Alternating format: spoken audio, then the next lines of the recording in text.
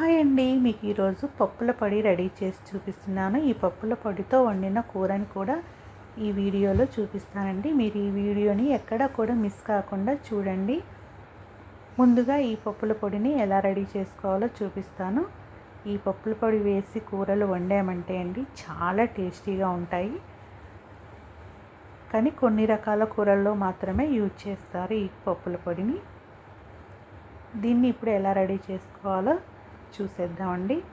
ముందుగా ఒక బాణీ తీసుకొని అందులో ధనియాలు, జీలకర్ర వేసేసి ఎండు కొబ్బరి, పుట్నాల పప్పు వేసేసి లో ఫ్లేమ్లో పెట్టేసి వేగనివ్వాలండి.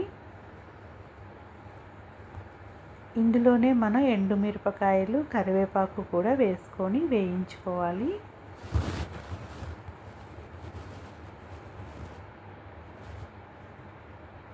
ఎటువంటి ఆయిల్ వేయాల్సిన అవసరం లేదండి. మామూలుగానే ఊరికే వేయించుకోవచ్చు ఆయిల్ లేకుండానే. చూడండి, ఇందులో ఎండుమిరపకాయలు,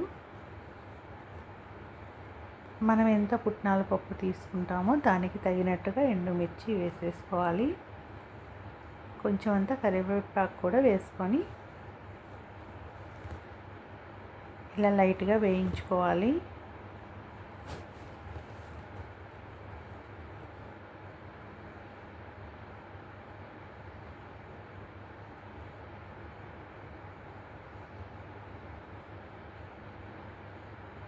చూడండి, మనకి అన్నీ కూడా చక్కగా వేగిపోయాయి.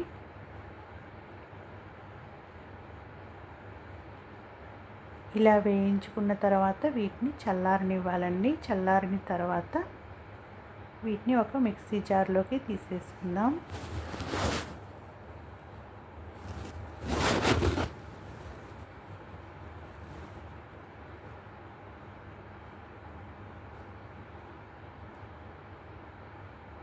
చూడండి, చల్లారిపోయాయి. ఇప్పుడు వీటిని మనం మిక్సీ జార్లో వేసేసుకుందాం.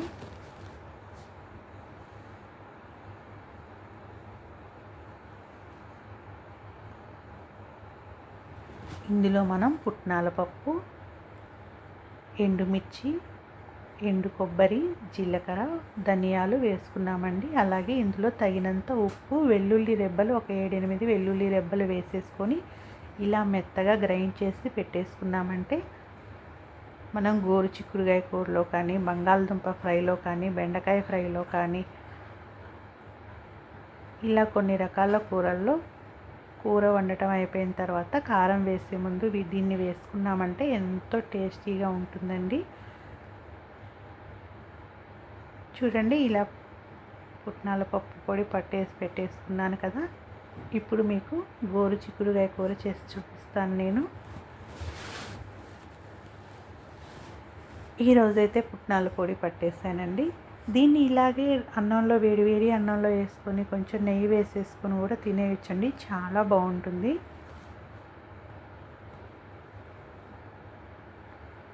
మనం ఇడ్లీలో కూడా, ఇడ్లీ దోశల్లో కూడా చాలా బాగుంటుందండి. నాకు కొంచెం ఉప్పు సరిపోనట్టుగా ఉంది. కొంచెం అంతా ఉప్పు వేసేసి మళ్ళీ మిక్సీ పట్టేసుకున్నాను. చూడండి, ఎంతో టేస్టీగా ఉండే పుట్నాల పప్పు పొడి రెడీ అయిపోయింది ఫ్రెండ్స్. ఎలాంటి కూర కూడా అవసరం లేదు. వేడి అన్నంలో వేసుకొని తిన్నామంటే చాలా టేస్టీగా ఉంటుంది.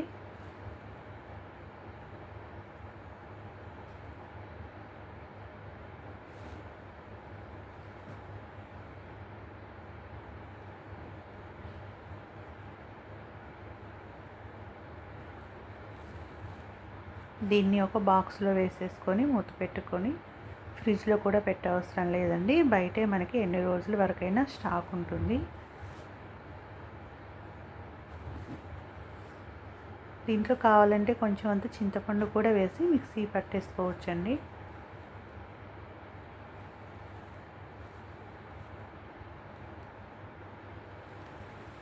ఓకేనండి, పుట్నాల పప్పు పొడి రెడీ అయిపోయింది కదా. బాక్స్లో పెట్టేసి పక్కన పెట్టేస్తున్నాను. ఇప్పుడు గోరు చిక్కుడుకాయ కూర వండేసుకుందాం.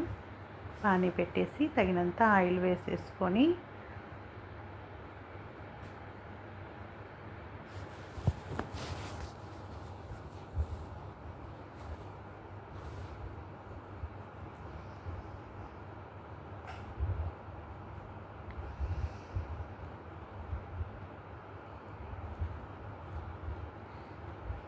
ఆవాలు జీలకర్ర వేసేసుకున్నాను, పచ్చెనగపప్పు,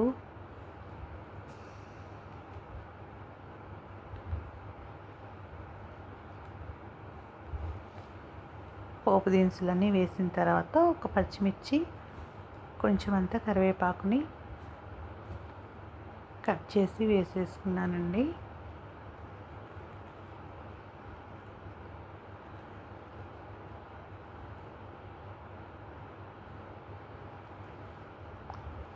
ఇప్పుడు మనం ఇందులో గోరుచిక్కుడుకాయ ముక్కల్ని వేసేసుకుందాం.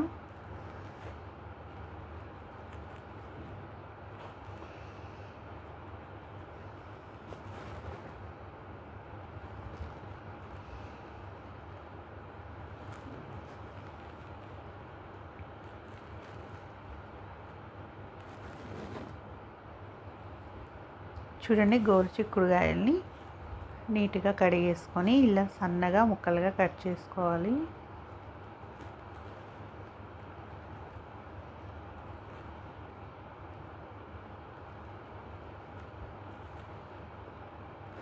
ఇప్పుడు మనం పట్టి పెట్టుకున్న పుట్నాల పొడి గోరుచిక్కుడుకాయ కూరలో వేసుకొని వండామంటే చాలా టేస్టీగా ఉంటుందండి, సూపర్గా ఉంటుంది.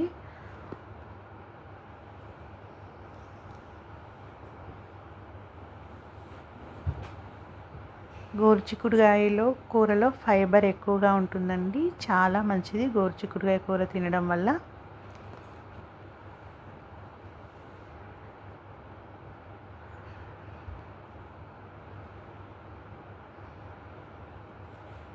మూత పెట్టేసి చక్కగా ఈ ముక్కలన్నీ మగ్గే వరకు మగ్గనిచ్చేద్దాం.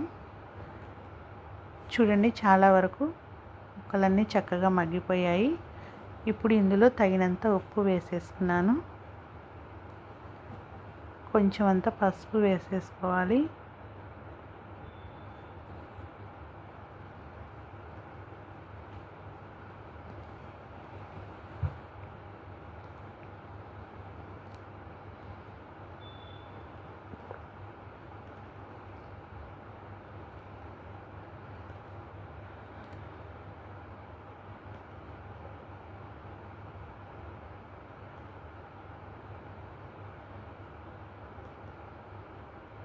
చూడండి, తగినంత కారం వేసేసుకుంటున్నాను.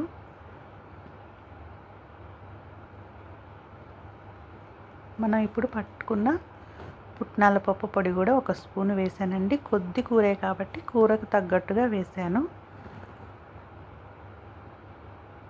ఇందులో ఉల్లిపాయ ముక్కలు వేయలేదండి ఈ కూరకి, మీకు కావాలంటే వేసేసుకోవచ్చు. ఇలా వండినా కూడా చాలా బాగుంటుంది. ఉల్లిపాయ ముక్కలు వేస్తే ఏమవుతుందంటే తీపి వచ్చేస్తుందండి కర్రీ అనేది. మీరు ఎప్పుడు ఏ కూరలో అయినా ముందుగా ఉల్లిపాయ ముక్కలు వేసేసి తర్వాత మనం కూరగాయ ముక్కలు వేసి వండుతాం కదా, గోకరకాయ కూరని మీరు ఉల్లిపాయ ముక్కలు వేయకుండా ఇలా వండి చూడండి, చాలా టేస్టీగా ఉంటుంది.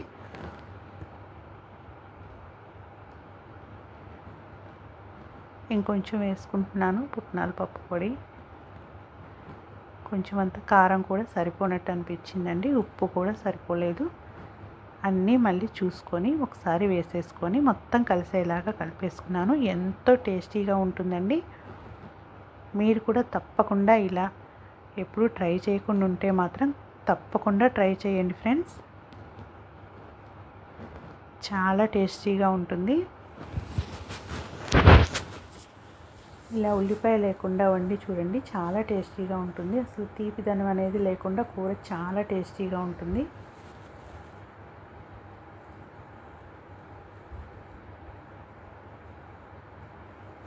మీరు కావాలంటే ఇందులో వెల్లుల్లి రెబ్బల్ని ఒక 7-8 కచ్చాపచ్చాగా దంచేసి వేసేసుకోవచ్చు. లేదంటే అల్లం వెల్లుల్లి పేస్ట్ కూడా కొంచెం ముందుగా ముక్కలు వేసినప్పుడు వేసేసుకున్నారంటే చాలా టేస్టీగా ఉంటుంది. చూడండి, ఎంతో టేస్టీగా ఉండే గోరుచిక్కుడుకాయ కూర రెడీ అయిపోయింది.